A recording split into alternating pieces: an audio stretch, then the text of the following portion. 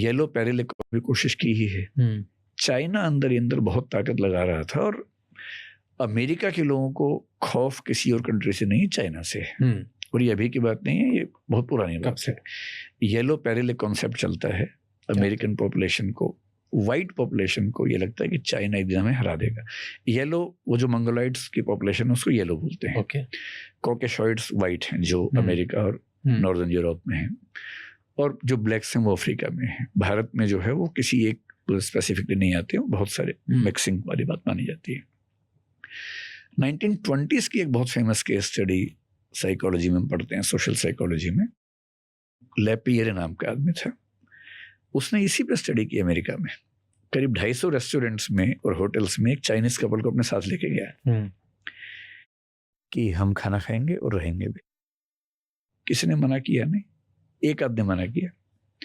बाद में उसने सबको चिट्ठी लिखी, उन्हें सबको, कि हम एक कंपनी है, चाइनीज हमारे पास आते हैं लोग, हम चाहते हैं कि आपके पास आपसे डील कर लें, उनको लाएंगे, खाना खिलाएंगे, रखेंगे आपके पास। 93% अगर मैं ठीक याद कर रहा हूँ, लोगों ने मना कर दिया कि हम चाइनीज लोग से नफरत करते हैं। वो स्टडी इस पे थी कि जब आप किसी से नफरत करते भी हैं, लेकिन अगर वो सामने आ जाए तो आपका बिहेवियर वैसा नहीं होता है। There is a gap between the attitude and the behaviour. वो इसी पे स्टडी थी। लेकिन उस समय भी स्टडी चाइनीज कपल पे ही क्यों की गई? क्योंकि येलो पेरिल का कॉन्सेप्ट अमेरिका में इतना पॉपुलर है, उन सबके मन में खौफ है कि हमारी बादशाहत को खत्म करेगा चीन। तब से बहुत पुराना है ये। अब वो नजर भी आ रहा है। ये सही है कि अभी अमेरिका बहुत आगे है, चाइना उसके बहुत नजदीक नहीं है अभी, लेकिन ये दिख रहा है कि बहुत लंबे समय तक चलेगा नहीं। जैसे एआई की दुनिया में, मतलब अगर जीपीयूज उनको ठीक से मिलने शुरू हो जाएं चाइना को, जो अभी नहीं मिल रही, क्योंकि जीपीयूज बनाने वाला आदमी बाई चांस ताइवान से ताइवानीज अमेरिकन है, ताइवान चाइना में अपने आप में एक झगड़ा चल रहा है, तो चाइना के लोग थोड़े उसमें परेशान हैं। लेकिन कब तक होगा? कहीं ना कहीं क्वांटम चिप्स बन रही हैं अभी, गूगल की जो विलो चिप आई है, ऐसी और चिप्स आएंगी, चाइना बना ही रहा होगा। जिस दिन वो चिप्स बन जाएंगी, कब तक रोकेंगे?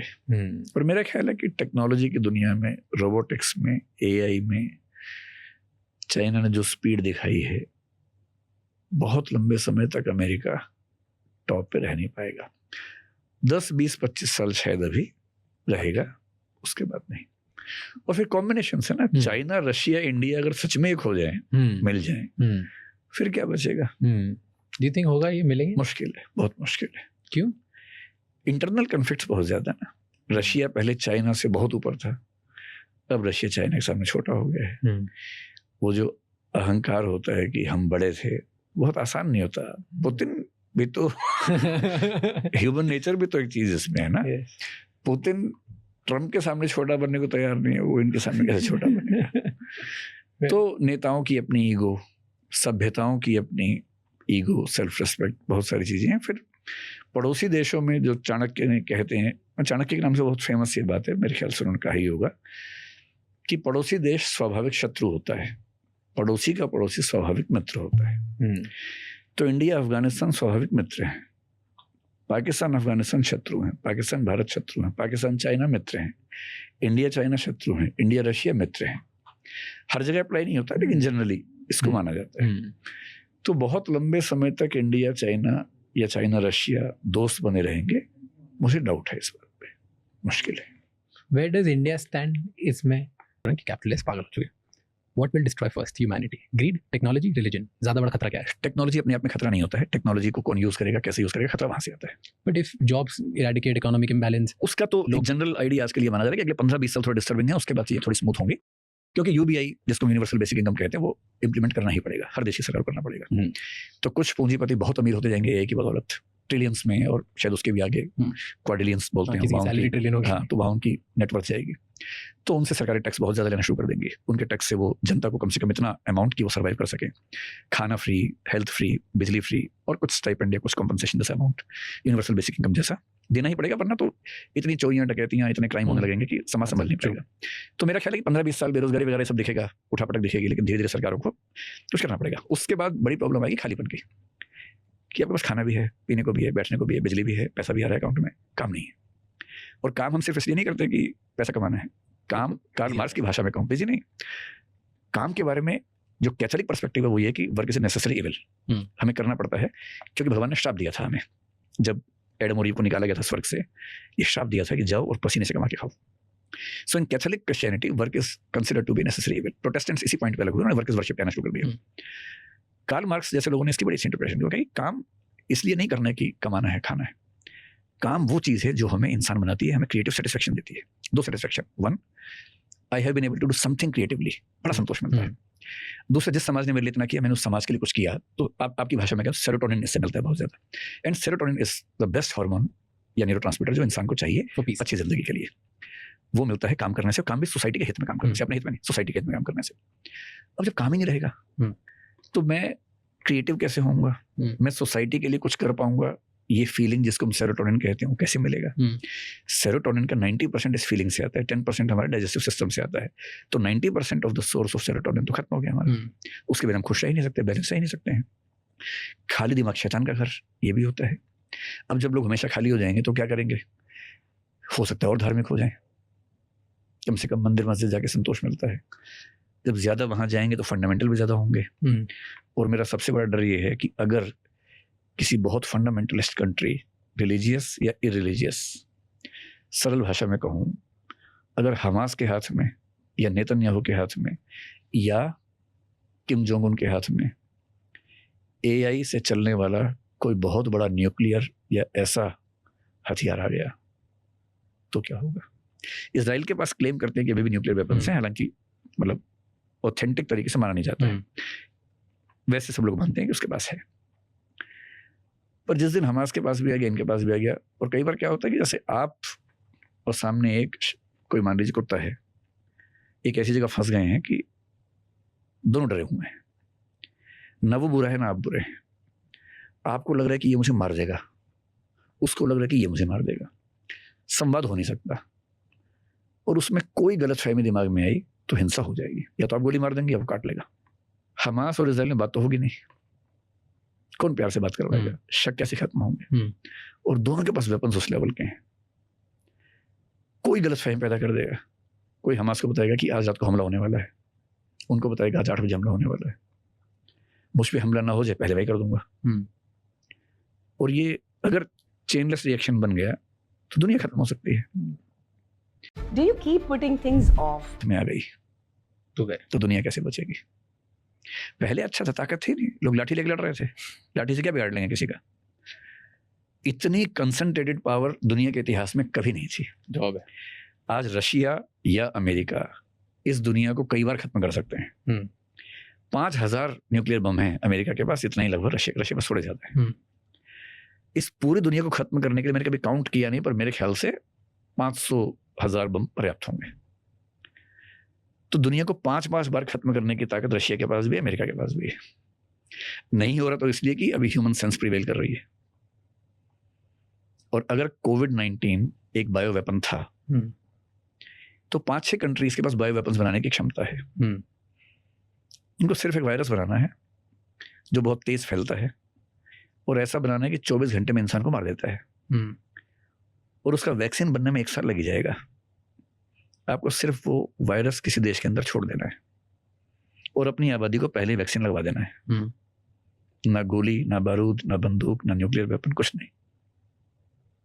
पता भी नहीं चलेगा, सभ्यताएं खत्म हो जाएंगी। कोविड-19 ने हमें राहत दी कि वो उतना खतरनाक था नहीं।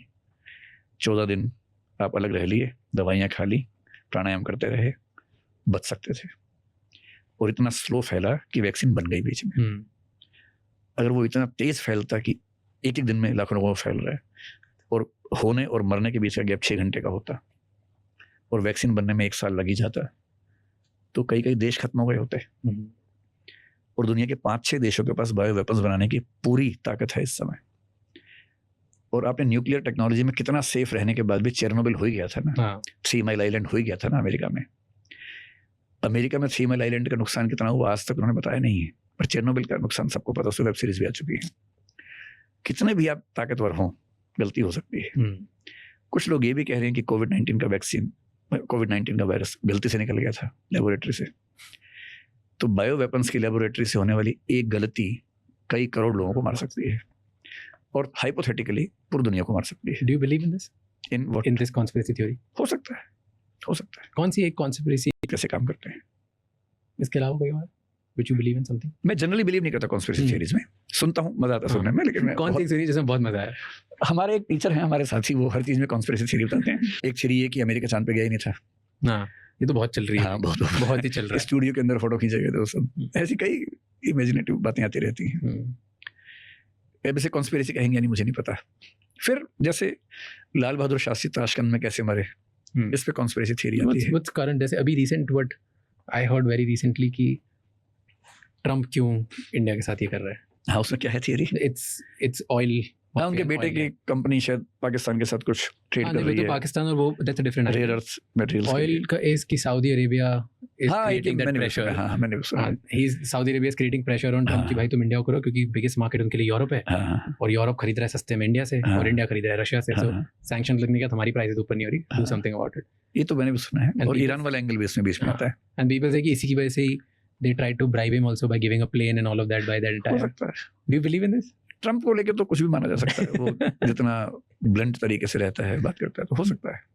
और क्योंकि वो ओपनली कहता है कि मैं बिजनेसमैन हूँ, और मतलब वो अनअपोलोजेटिक है बहुत सारी ऐसी चीजों को लेकर जिनको लेकर अपोलॉजी होनी चाहिए, पर वो अनअपोलोजेटिक है। जैसे किस पे अपॉलॉजी होनी चाहिए और अनअपोलोजेटिक है? अगर आप एक बिजनेसमैन है तो कम से कम प्रेसिडेंट होते हुए आपको ये क्लियरली एक्सप्रेस करना चाहिए कि आपके बिजनेस इंटरेस्ट और पॉलिटिकल में गैप है, कॉन्फ्लिक्ट नहीं है। और वो राष्ट्रपति बनते ही अपनी कॉइन चलाते हैं, क्रिप्टो करेंसी चलाते हैं, अपनी वाइफ के नाम से भी चलाते हैं। मैंने सुना है कि 2 क्रिप्टो करेंसीज आई थी उसी दिन, बहुत पॉपुलर हो गई थी। फिर ये भी सुनने में आता रहता है कि किसी दिन अगर क्रिप्टो करेंसी अचानक डाउन गई है तो उसके पीछे पहले वो बाहर निकाल लेते हैं, वो और उनके दोस्त। फिर उनके साथ में जो लोग काम कर रहे हैं उनमें ज़्यादातर वो लोग जो उनके बिजनेस पार्टनर्स हैं वो अलग अलग देशों के साथ डील कर रहे हैं। अगर ऐसी बातें अफवाह हैं तो कम से कम उनको ओपनली बताना चाहिए कि गलत बात है। और रेसिज्म एक बीमारी होती है, एनपीडी बोलते हैं, नार्सिसिस्टिक पर्सनैलिटी डिसऑर्डर, उसी के शिकार हैं। गॉड कॉम्प्लेक्स बोलते हैं इसको, कि इस जहां से उस जहां तक मैं ही मैं हूं, दूसरा कोई नहीं। ये कॉम्प्लेक्स कई लोगों को हो जाता है। डू यू थिंक इस लेवल का पावरफुल पॉलिटिशियन बनने के लिए नार्सिसिज्म जरूरी है? नहीं, ओबामा भी तो थे, उसे नहीं था नार्सिसिज्म? नहीं, ये तो बहुत विनम्र आदमी है। मतलब पॉलिटिकल आइडियोलॉजी उन दोनों की क्या है मैं उसमें नहीं जा रहा हूँ अभी, पर बराक ओबामा तो मेरे ख्याल से अमेरिकन हिस्ट्री के सबसे विनम्र नेताओं में से एक है। He's really good actually. Yes. अभी बात करने का लहजा, उनकी किताब में जो बातें लिखी हैं, हर चीज से लगता है कितना विनम्र आदमी है। हर देश में ऐसे लोग होते हैं, कई लोग बहुत विनम्र नेता होते हैं, कुछ लोग बहुत। आपके स्टार्टिंग के टाइम पे कि इंडिया में लोग बहुत ज्यादा जो पैसे कमा लेते हैं उस पर नफरत करते हैं उससे। हाँ, क्यों? बाकी लोग नहीं कमा पा रहे ना, सीधी सी बात है।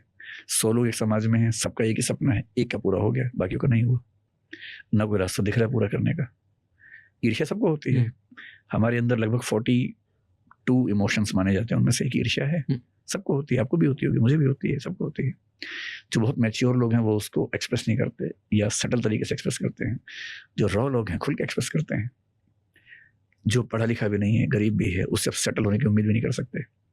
उनके बीच से एक आदमी आगे निकल गया, उनकी नज़र में योग्य वो भी उतने ही थे, मेहनती वो भी उतने हैं, नहीं आगे बढ़ पाए, रास्ता भी नहीं मिल रहा, सेटल होना उन्होंने सीखा नहीं है, तो क्या करेंगे? नफरत करेंगे, खुल के करेंगे। ये दूसरी सोसाइटीज में क्यों नहीं? हर जगह होता है, थोड़ा सेटल हो जाते हैं जहाँ लोग पढ़े लिखे ज़्यादा। Lot of people in America celebrate also, जो बड़े बिजनेस ओनर्स हैं वो सेलिब्रेट भी करते हैं। वर्सेस एक फैक्टर तो ये है कि अमेरिका में मनी सेंटर में है, हमारे यहाँ सोशल एस्टीम प्रेस्टीज सेंटर में है। एक्सप्लेन। हमारी परंपरा में कहा जाता है कि जैसे जिन दिनों जाति व्यवस्था बहुत चरम पे थी, अभी भी ठीक ठाक है, लेकिन जब चरम पे थी, हमारे समाज में सबसे ऊंचा स्थान किसका था? ब्राह्मण का था, फिर क्षत्रिय का, फिर वैश्य का था। अब इतने क्लिप चला के लोग बड़ा मुझे बर्बाद करेंगे, लेकिन जो सच है वो ये है। पैसा कमाने का काम किसका है? वैश्य समुदाय का है, जिसको हम बनिया बोलते हैं, बिजनेस कम्युनिटी बोलते हैं, मारवाड़ी बोल देते हैं। मतलब मारवाड़ी तो एक सब कम्युनिटी हुई। पैसा कमाने से ज्यादा सम्मान किसका है? जो समाज की रक्षा करता है, प्रोटेक्टर, क्षत्रिय प्रोटेक्टर। उससे ज्यादा सम्मान किसका है? जो ज्ञान वाला आदमी है।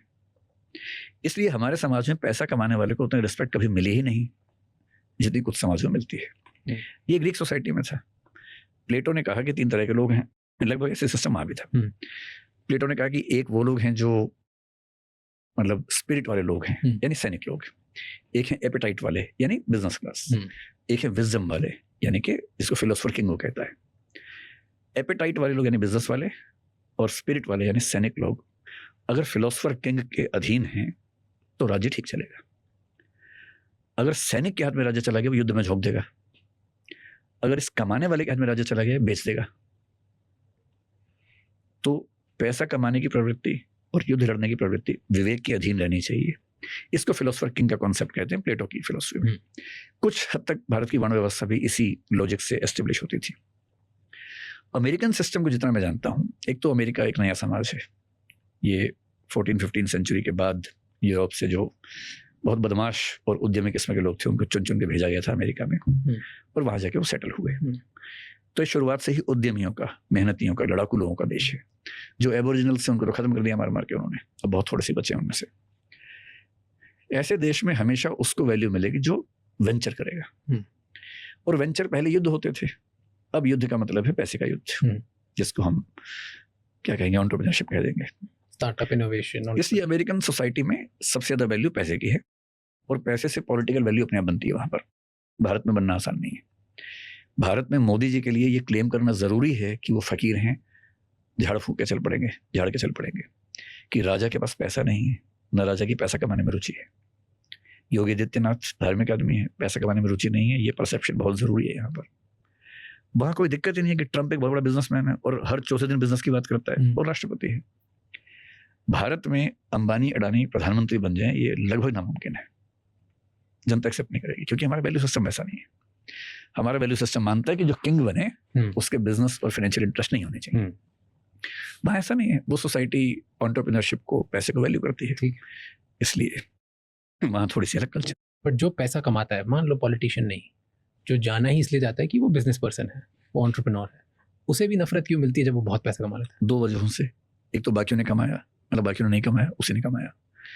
इन्फीरियोरिटी, डिप्राइवेशन, रिलेटिव डिप्राइवेशन इसको बोलते हैं। दूसरा, हमारे समाज में पैसा कमाने वाले को वैसे भी अच्छी निगाह से देखने की परंपरा नहीं है। क्यों? वही सबसे ऊपर ज्ञान, फिर वॉरियर, फिर पैसा है। तो इसीलिए जब टीचर्स भी कमाते हैं उन्हें गलत नजरों से देखा जाता है। कोई स्पेशली कुछ प्रोफेशंस, टीचिंग में, हेल्थ में पड़ेगा, उसके लिए टीचर चाहिए। फिलहाल तो टीचर ही चाहिए, आगे चल के यही होगा तो होगा, अभी तो वही चाहिए। सवाल है कि अच्छे लोग टीचर क्यों नहीं बनना चाहते? उससे सवाल तो ये है। आईएएस बनने के लिए इतनी भीड़ है, आईपीएस बनने के लिए इतनी भीड़ है, स्टार्टअप के लिए इतनी भीड़ है, अमेरिका जाने के लिए इतनी भीड़ है, टीचर बनने के लिए भीड़ क्यों नहीं? और है भी तो टॉप जो क्रीम वाले लोग हैं वो क्यों नहीं चाहते हैं?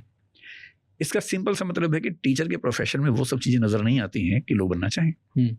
ये तो सोशियोलॉजी में जैसे मर्टन ने बड़ी गहरी बात कही थी कि ड्रीम्स इंडिविजुअल के नहीं होते, तो सोसाइटी तय करती है क्या ड्रीम दिखाना है, वो ड्रीम देखते हैं लोग।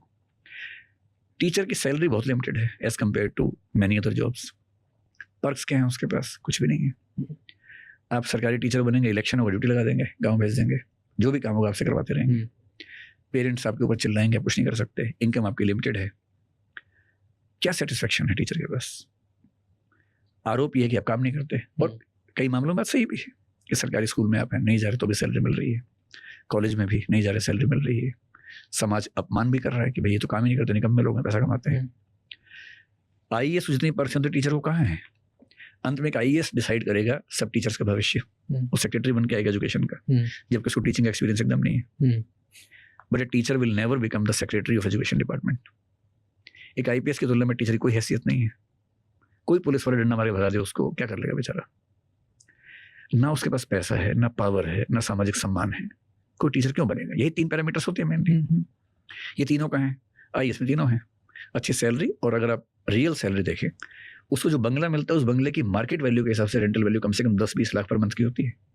सैलरी 1.5 लाख रुपए है, वो बंगले ही कम से कम 20 लाख पर मंथ के रेंट वाला जो उसको मिला हुआ है, 10 उसको स्टाफ मिला हुआ है, गाड़ियां वाड़ी सब मिली हुई हैं। अब रियल इनकम देखेंगे, उसकी इनकम तो बड़े बड़े लोगों से ज्यादा है। अच्छी सैलरी है, पावर जबरदस्त, पूरा जिला उसके हाथ में, कलेक्टर है तो। सोशल स्टेटस ऐसा है कि सब बच्चे, पेरेंट्स चाहते हैं हमारा बच्चा ऐसे ही बन जाए। इतना कुछ उसको मिलता है। आप टीचर्स को इतना कुछ देना शुरू कर दीजिए, फिर देखिए क्या होता है, सब चेंज हो जाएगा। और अमेरिका जैसे देशों में अगर कल्चर ऑफ एजुकेशन इतनी अच्छी है तो उसकी बड़ी वजह है कि वहाँ प्रोफेसर की सैलरी किसी भी दूसरे प्रोफेशन से ज़्यादा होती है, किसी भी प्रोफेशन से। इंग्लैंड में देख लीजिए, मतलब ये बड़ा सरप्राइजिंग है कि वहाँ पर जो प्रोफेसर हैं, टीचर्स हैं, उनकी सैलरी बाकी प्रोफेशन से ज़्यादा है। Is it a fact? Is it true? Yes. अब एग्जैक्ट अमाउंट में ध्यान नहीं कर पा रहा हूँ, पर जब मैं 2 साल पहले अमेरिका में था, वहाँ कई प्रोफेसर से मेरी बात हुई, तो मैं चैलेंजेस तो हर जगह होते हैं, वहाँ भी होते हैं, लेकिन as compared to other professions वहाँ प्रोफेसर ज़्यादा कमाते हैं। यहाँ पे बिल्कुल नहीं। और रिस्पेक्ट भी उनकी अच्छी खासी वहाँ पर। तो जब ये सब है, अब उसमें से अगर अब हुआ क्या है कि इतने सारे टीचर्स हैं, कोई गांव के स्कूल में, कोई शहर के स्कूल में, कॉलेज में है, कल्चर ऑफ एजुकेशन हमें डेवलप ठीक से की नहीं, यानी बच्चों में क्यूरियोसिटी बहुत ज़्यादा हो, वो है नहीं। सिस्टम्स हैं, रट रहे हैं, पढ़ रहे हैं, उसमें टीचर को एकेडमिक क्रिएटिव सेटिस्फेक्शन भी उतना नहीं मिल रहा जितना शायद वो चाहेगा। उस पर कंट्रोल नॉन टीचिंग लोग कर रहे हैं हमेशा। तो कुल मिला के एलियनेशन हो जाता है, बहुत मज़ा नहीं आता है। तो क्या होता है, हर शहर में, हर छोटे शहर में कुछ जो अच्छे टीचर्स हैं वो ट्यूशन पढ़ाते हैं, स्कूल के बाद बच्चे उनके घर जाते हैं, वहाँ उसकी इनकम स्कूल की सैलरी से ज़्यादा है। पर पूरे शहर में से 15-20 टीचर्स हैं जो बहुत अच्छे हैं, और सबको उनसे ही पढ़ना है, तो ट्यूशन्स पढ़ाएंगे, वो कमाएंगे। कुछ लोग उनको बुरा कहेंगे पर कुछ कर नहीं सकते, पढ़ना उनसे ही है। ये हर शहर में है। सोशल मीडिया आ गया तो कुछ टीचर्स पूरे देश में प्रसिद्ध हो गए, IAS की दुनिया में मैं हो गया, और कुछ टीचर्स हो गए, तो बहुत लोगों को उनसे पढ़ना है। और इसकी वजह क्या है, टीचर्स बहुत कम हैं जो बहुत अच्छे हैं। टीचर्स अच्छे बहुत कम क्यों हैं? क्योंकि टीचर बनने का मोटिवेशन नहीं है। मोटिवेशन क्यों नहीं है? क्योंकि ऐसे स्ट्रक्चर्स नहीं है, कोई रिवॉर्ड। आप इंडियन एजुकेशन सर्विस बनाइए, इंडियन टीचिंग सर्विस बनाइए, टीचर्स को बहुत ज़बरदस्त सैलरी दीजिए, पावर दीजिए कि वही डिसाइड करेंगे टीचिंग का भविष्य, एजुकेशन का भविष्य। फिर देखिए क्या होता है। जो स्कूल का सबसे अच्छा टीचर हो उसका कुछ ऐसा सम्मान कीजिए कि IAS IPS को भी लगे कि भाई काश हम टीचर होते। Then things will change. और क्या।